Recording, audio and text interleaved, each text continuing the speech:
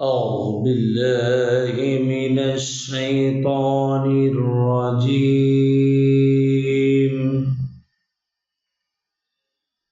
بسم الله الرحمن الرحيم.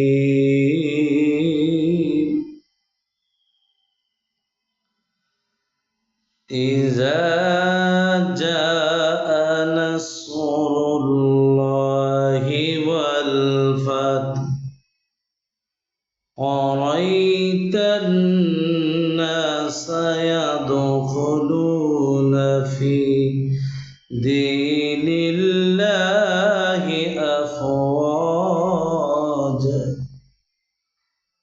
فسبح بحمد ربك واستغفر إنه كان توابا. صدق الله العلي العظيم.